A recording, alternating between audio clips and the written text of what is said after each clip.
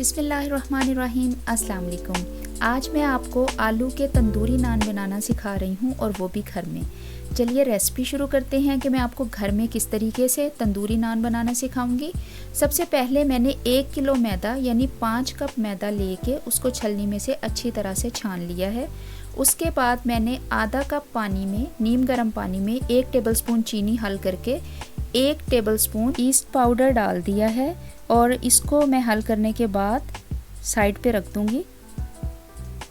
जितनी देर में east powder पानी और चीनी के साथ मिलके एक्टिव होता है उतनी देर में मैं मैदे में बाकी के अज्जा मिला लेती हूँ। सबसे पहले मैं इसमें 8 औंस यानी 1 कप के करीब दही डालूंगी। दही ज़्यादा खट्टा नहीं होना चाहिए, मीठा भी नहीं होना चाहिए, नॉर्मल होना चाहिए, क्योंकि अगर खट्टा होगा तो वो मैदे की डो जो हम बनाएंगे उसमें स्मेल पैदा कर देगा। उसके बाद मैं ½ टीस्पून मीठा सोडा डाल रही हूँ। मुझे बेकिंग पाउडर नहीं डालना, बेकिंग सोडा डाला है। और उसके बाद 1 टीस्पून भर के मैं इसमें नमक डाल रही हूँ।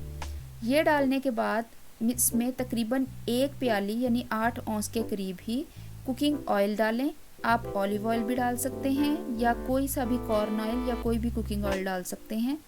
ये डालने के बाद मैं हाथों से अच्छी तरह से दही, ऑयल और बाकी के अज्जा को मैदे में मिक्स कर लूँगी। इसको आहिस्ता आहिस्ता से मिक्स कर लें और इतनी देर में हमारा ईस्ट पाउडर जो है वो भी एक्टिव हो गया है पानी और चीनी के साथ, और उसको ये देखें एक्टिव हो गया है। उसको मैं बाकी मैदे में मिला दूंगी। मिला के इसको हिला के अच्छी तरह से इसको अच्छी तरह आपने गूंदना है। बाकी का पानी गूंदने के लिए जो मैंने रखा है उसको मैंने नीम गर्म करके रखा है। आहिस्ता आहिस्ता नीम गर्म पानी शामिल करके बहुत अच्छी सी डो बना लें। मेरी हमेशा ये कोशिश होती है कि मैं आपके लिए बहुत ही आसान और रेस्टोरेंट स्टाइल घर में बनने वाली रेसिपीज़ लेके आऊँ। अगर आपको मेरी ये रेसिपीज़ अच्छी लगती हैं तो आप मेरे चैनल को सब्सक्राइब करें, मेरी वीडियो को लाइक ज़रूर करें, अपने फ्रेंड और फैमिली के साथ इस चैनल को शेयर करें। आपका फीडबैक मुझे मोटिवेट करता है कि मैं नई और अच्छी वीडियोज़ बनाती रहूँ।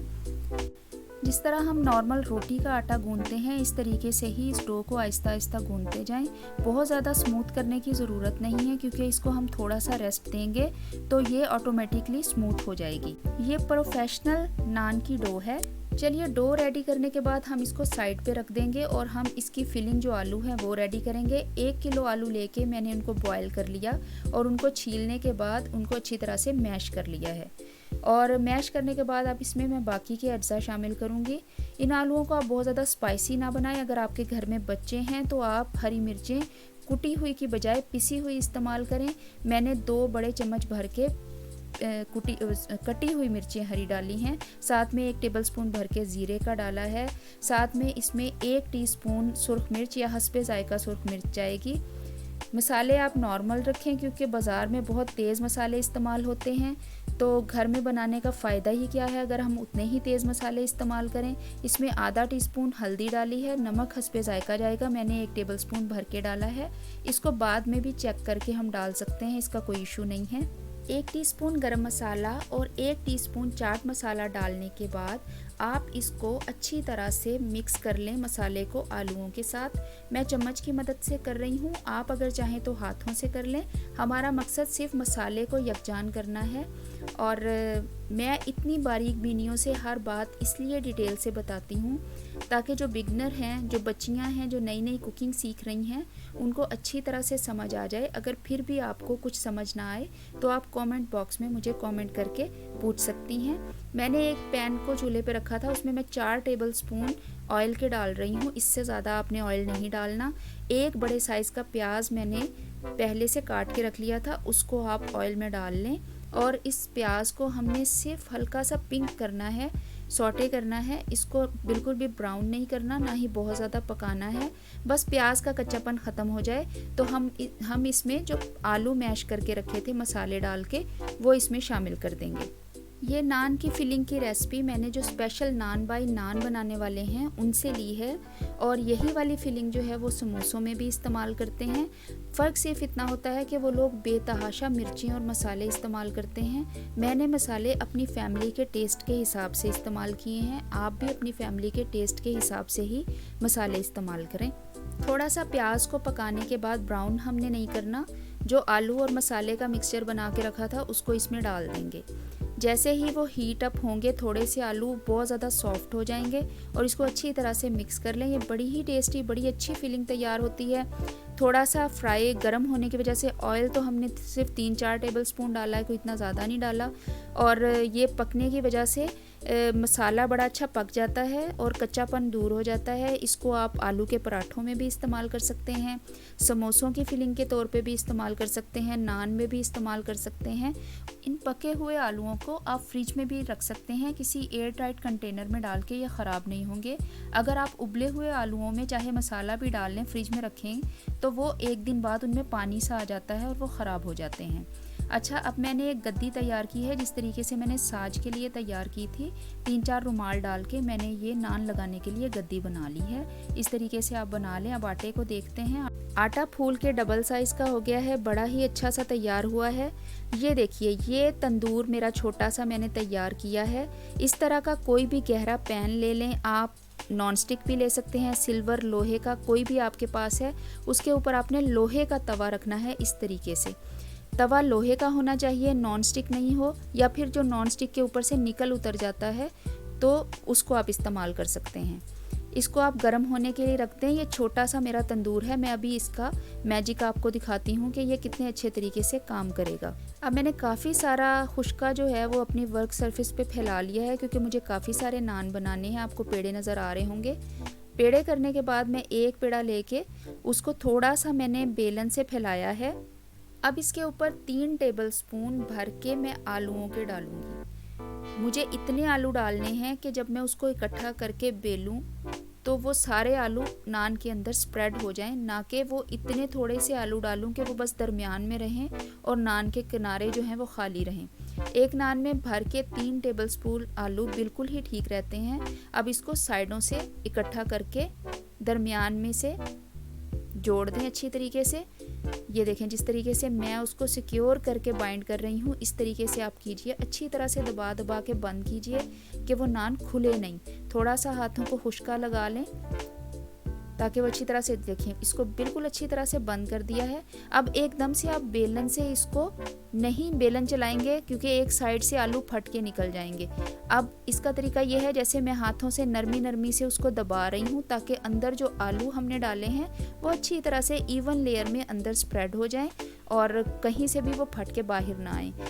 अगर आप पेड़े जो हैं वो थोड़ी देर पहले करके रखेंगे तो ये बड़े ही सॉफ्ट हो जाएंगे। कुछ दही से हमने और बेकिंग पाउडर और वो बेकिंग सोडा और यीस्ट डालने की वजह से ये डो इतनी सॉफ्ट और इतनी अच्छी बनती है कि ये देखें हाथों से ही बनती चली जा रही है। अब मैंने इस नान को अच्छी तरह से हाथों से ही बेल लिया है, मुझे बेलन की ज़रूरत नहीं पड़ी। एक मुनासिब साइज़ इसका करके, तकरीबन 1/2 इंच ये मोटा हो, इससे ज़्यादा ना मोटा हो ना इससे ज़्यादा बारीक हो।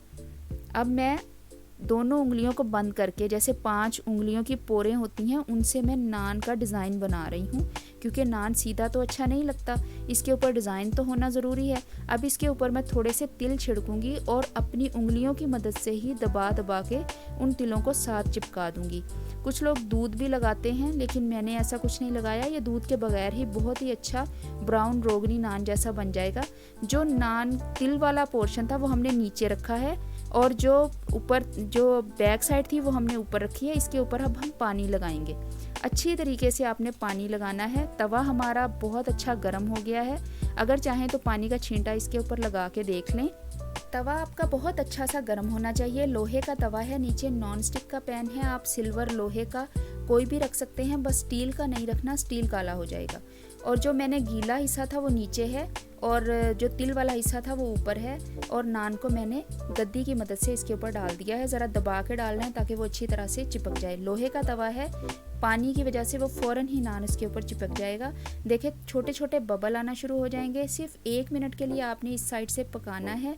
आपको खुद अंदाज़ा हो जाएगा कि वो अच्छा खासा नान फूल जाएगा कि नीचे से वो अच्छी तरह से पक गया है। जब आपको पता चल जाए कि नीचे से ये पक गया है, अंदाज़ा हो जाए, तो आप इसको पलट देंगे जिस तरीके से अभी मैं पलटूंगी।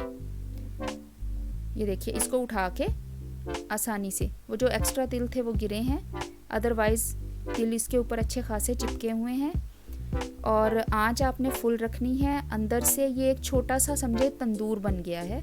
आप इसको चाहें तो थोड़ी देर के बाद इसको थोड़ा सा चेक कर सकते हैं कि कहीं आपका नान जो है वो जल तो नहीं रहा, अदरवाइज़ ये 1 मिनट में बिल्कुल बहुत ही अच्छा रेडी हो जाएगा। अभी मैं आपको दिखाऊंगी।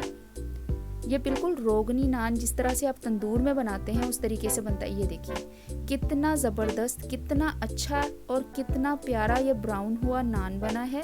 किसी भी तरीके से ये तंदूर से कम नहीं है। और ये देखिए, इसको मैं अभी आपको पलट के नीचे से भी दिखाऊंगी।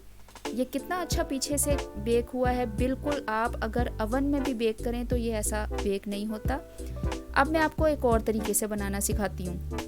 आपने अक्सर बहुत से लोगों को नान जो है वो तवे पे घुमा के बनाते देखा होगा। मैं अब वो भी तरीके से आपको सिखा रही हूँ।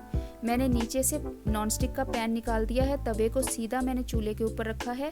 उसी तरीके से मैंने रोटी को, नान को बेला है, बीच में आलू फिल किए हैं, गद्दी पे रख के पानी लगा के इसको मैंने तवे पे डाल दिया है और तवे के ऊपर मैंने उंगलियों से ज़रा से निशान बना दिए हैं। अब ये देखें फूलना शुरू हो गया है अच्छा सा। जब एक साइड से फूल गया है, ये तरीका भी परफेक्ट है, लेकिन ये तरीका उस सूरत में परफेक्ट है। ये देखिए, अब इसको उल्टा करके मैं गोल गोल घुमाऊंगी और इसको चारों तरफ से आहिस्ता आहिस्ता सेक लूँगी। एक तो ये तरीका टाइम बहुत लेता है, दूसरा आपकी बाजू थक जाती है। अगर तो आपने एक नान बनाना है या आपने 2 नान बनाने हैं फिर तो ये तरीका बहुत परफेक्ट है, बहुत अच्छा नान बन जाएगा। लेकिन अगर आपने मेरी तरह फैमिली के लिए नान तकरीबन 7, 8, 10, 12 नान बनाने हैं फिर तो आप ये तरीका इस्तेमाल नहीं कर सकते। फिर आपका वो मेरे वाला मिनी तंदूर का तरीका बेस्ट रहेगा। उसी तरीके से आप नान बनाते जाइए। ये देखें, इसको अच्छा खासा टाइम लगा है। ये मैं आपको वीडियो थोड़ी कट करके दिखा रही हूँ। इसको साइडों से ये मुझे कच्चा लग रहा था तो वो मैं इस तरह से टेढ़ा करके, क्योंकि ऊपर कर रही हूँ तो वो तिल जल रहे हैं, तो साइडों से टेढ़ा करके जो साइडें मुझे कच्ची लग रही हैं मैं उनको आहिस्ता आहिस्ता सेक रही हूँ। इसका जायका भी बहुत अच्छा बनता है। लेकिन अभी मैं आज दोनों नानों का आपको डिफरेंस दिखाऊंगी कि जो हमने मिनी तंदूर में तैयार किया था वो कैसा है और ये जो हमने तवे को घुमा के तैयार किया है वो कैसा है। देखिए 1 से 2 मिनट में इसी तरीके से घुमा के ये हमारा नान भी रेडी हो गया है। इसको बैक साइड से देखें, ये भी बहुत अच्छा पक गया है और ये कच्चा नहीं है, लेकिन ये उस तरीके से ब्राउन नहीं हुआ। अब इसको उठा के मैं डिश में रखूँगी और मैं उसी तरीके से अपना वो छोटा पैन नीचे रख रही हूँ और तंदूर बना लिया है क्योंकि मुझे बाकी भी बनाने हैं नान।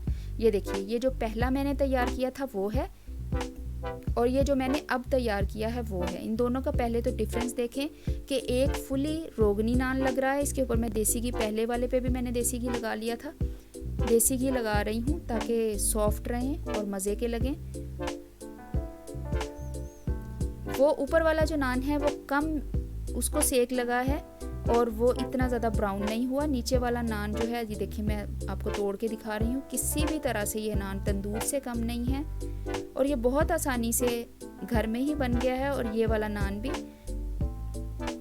देखिए दोनों तरह से अच्छा है। जो आपको तरीका सूट करता है आप वो बनाइए। अगर ज़्यादा नान बनाने हैं तो वो मिनी तंदूर वाला तरीका सबसे बेस्ट है। अगर आपने 1-2 नान बनाना है तो ये तवे वाला तरीका बेस्ट है। जो आपको अच्छा लगे वो आप कर लें।